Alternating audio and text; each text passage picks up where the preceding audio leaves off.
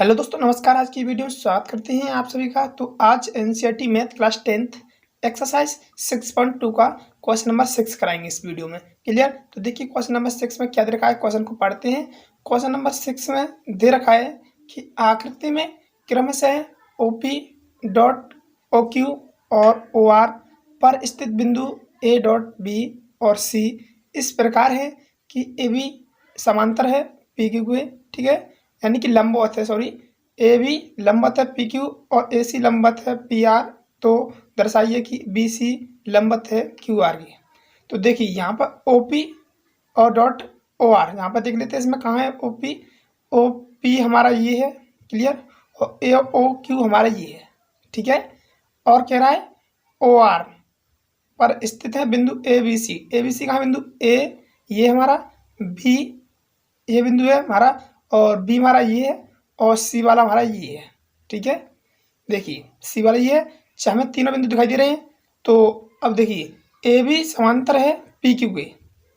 A B यानी कि यहाँ पे ए बी ये भुजा ए बी और पी क्यू यही दो भुजा तो हैं, यानी कि ये भुजा प्रतिच्छेद नहीं करती हैं, समांतर है एक दूसरे के, ठीक है। यानी कि A B dot P Q के रूप में भी लिख सकते हैं ऐसे, ठीक है ना। तो यही इसमें बता रहा है कि ए बी समांतर है पी क्यू की, क्लियर। और कह रहा है आर ए सी समांतर है पी आर के। तो हमारा ए सी कहाँ पर है, ए सी ये है हमारा, और पी आर ए सी ये, और पी आर हमारी भुजा ये वाली है, यही प्रतिच्छेद नहीं करेंगे, यानी कि समांतर है एक दूसरे के, क्लियर। तो अब देखिए ये भुजा और ये भुजा प्रतिच्छेद का मतलब होता है ये भुजा यानी कि ए बी भुजा ए सी और पी आर समान वो नहीं करेंगे प्रतिच्छेद, ठीक है। कह रहा है बी सी ये भुजा है हमारे बी सी और क्यू आर ये वाली, ठीक है, ये भी एक दूसरे के समांतर है, यानी बी सी समांतर है क्यू आर की, क्लियर। ये भुजा समांतर है इस त्रिभुज में, और ये वाली है इस त्रिभुज से, और ये वाली है इसमें, ठीक है। तीनों भुजा समांतर बढ़ रही हैं एक दूसरे से अपोजिट में। तो अब देखिए ए बी समांतर है पी क्यू आर और ए सी समांतर है पी आर। तो इस बात को यहाँ पर लिख लेते हैं, हल दिया है ए बी समांतर है पी क्यू आर और ए सी समांतर है पी आर की, ठीक है। यानी कि अभी मैं जा रहा हूँ इस वाले त्रिभुज में, ठीक है, यानी कि पी क्यू ओ में। ए बी यहाँ इसमें ही तो पढ़ रहा है, ए बी पढ़ रहा है और पी क्यू पढ़ रहा है, ये रहा हमारा, ठीक है। और ओ से ओ बिंदु है हमारे, ओ बिंदु से कर रहा है ये, क्लियर है ना। यानी कि दो इसकी रेखा हैं वो इसी में पड़ जाएंगी, यानी कि त्रिभुज पढ़ेंगे ओ पी क्यू में, क्लियर। ओ पी क्यू आज देखिए इस त्रिभुज को, देखिए इस त्रिभुज को यहाँ पे घुमा लेते हैं यूँ करके। अब देखिए ओ पी क्यू त्रिभुज ओ क्यू पी, क्लियर, में इस वाले त्रिभुज में जा रहे हैं। तो इस वाले त्रिभुज में जाएंगे तो वही समानता बट्टी में लिखते हैं, वही वाली थैलेस प्रमेय से। तो थैलेस प्रमेय से लिखेंगे तो कैसे करेंगे इसे, देखिए ए बी यहाँ पे हम आपको दर्शा के भी दिखा सकते हैं, क्लियर। तो यहाँ पे लिख लेते हैं पहले, तो सारी बातें आती रहती है कि ए बी और बट्टी में लिखेंगे पी क्यू, क्लियर, क्योंकि समांतर भुजा हैं, क्लियर, त्रिभुज आ रहे हैं हम पी क्यू में।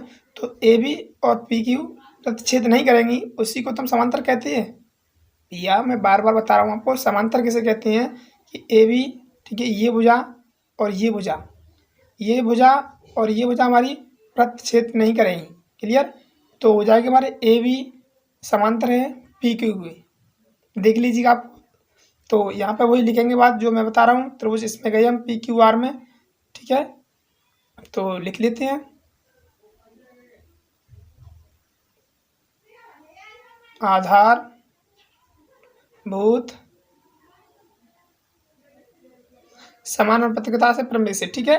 तो अब करेंगे, देखिए आधारभूत समानुपातिकता प्रमेय क्या होती है हमारी, वो होती है कि इस वाले त्रिभुज से हम इसे प्रतिच्छेद को निकाल रहे हैं, ठीक है, यानी कि A B upon P Q के रूप में लिखेंगे हम।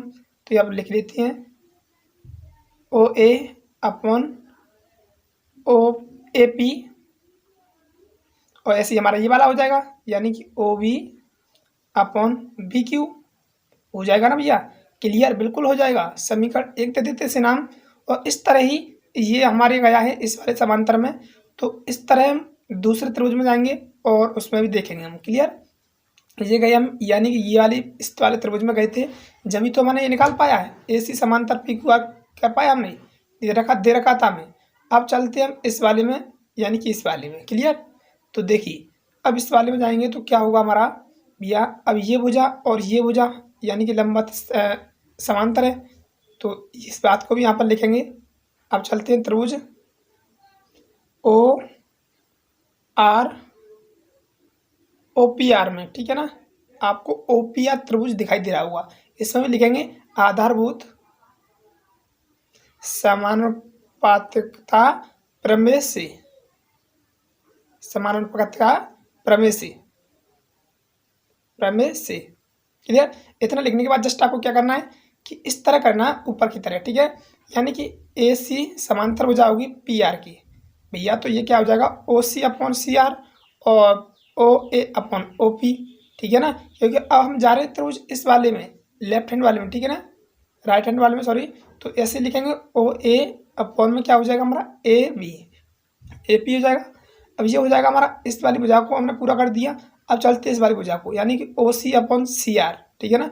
ओ सी ये वाली भुजा है ना हमारी ए सी, तो ए सी की हो जाएगी ओ सी अपॉन सी आर, तो ओ C upon C are. Clear? इतनी बात लिखने के बाद जस्ट क्या करोगे, इक्वेशन 2 दे दोगे इसे नाम, ठीक है। इक्वेशन 2 दे दिया, तो अब क्या करेंगे आगे देखिए।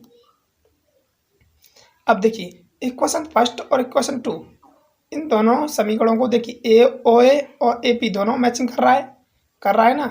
तो देखिए ए और ये मैच खा रहा है हमारा, और ये नहीं करता, ठीक है, ये मैच नहीं करता। तो ये क्या हो जाएगा मैं आपको बता देता हूँ।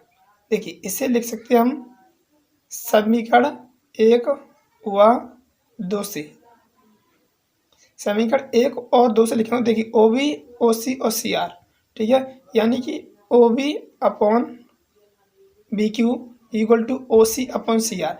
क्योंकि ओ ए पी तो दोनों कट जाएगा, डिवाइड मारोगे तो ठीक है, क्योंकि मिल रहा है इसलिए कट जाएगा।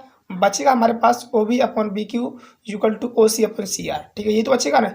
यानी कि ओ बी बट्टा बी सी बी क्यू और ये बचेगा B C upon C R. यही तो मैं पूछ रहा है कि भैया बी सी बट्टा क्यू आर भुजा समांतर है या नहीं, ठीक है, यही पूछ रहा है मैं, दो भुजाएं ये वाली और ये वाली। तो हमने ये लिख लिया ओ बी अपन बी क्यू और बी सी ओ सी अपन सी आर, ठीक है, यही तो पूछ रहा था मैं। तो ये हमारा निकलने वाला है समांतर है या नहीं। अभी हम इसको दर्शाते हैं, तो देखिए देखते रहिए। तो देखिए यहाँ पे हम इस चीज़ को दर्शाएंगे भी, ठीक है। यानी कि हमने लिखा है B C upon Q R भुजा समांतर या नहीं, तो यहाँ पर लिखेंगे बी सी समांतर है क्यू आर की। क्लियर? ये बात हमने यहाँ पर लिखी भी। क्लियर? तो इस बात को हम समझेंगे भी। क्लियर? इस बात को मैं यहाँ पर हट के समझाऊंगा थोड़ी देर के लिए, ठीक है। यानी कि बी सी लिखा, यहाँ पर समझ लेते हैं कि बी सी समांतर क्यू आर, ठीक है ना। तो अपॉन में लिख सकते हैं हम इसे O B upon B C, और इसे लिख सकते हैं क्यू हो जाएगा सॉरी, और इसे लिख सकते हैं ओ सी अपॉन सी आर। इस बात को हम समांतर में भी लिख सकते हैं इस बात को, ठीक है ना। अगर हमने ये बट्टे में लिखी है और इस बट्टे को समांतर में लिखते हैं, इसीलिए तो इसे कहते हैं आधारभूत समानुपातिकता प्रमेय। इसे सभी तो कहती हैं क्योंकि समांतर से हम बट्टे में लिख सकते हैं, बट्टे से समांतर में लिख सकते हैं, इसका मतलब यही होता है, ठीक है। तो ये हमने लिखा बी सी समांतर है क्यू आर के। क्लियर? अब यानी कि पूछा तो हमें यही था बी सी समांतर है क्यू आर के, तो हम इसे कह भी सकते हैं कि जो वो यहाँ पर आधारभूत, ये किससे हुआ है, ये हुआ है आधारभूत समानुपातिकता प्रमेय से, और जो विलोम हुआ यहाँ पर, ठीक है ना, यहाँ पर विलोम हुआ, तो इसलिए इस क्वेश्चन का जो आंसर होगा ये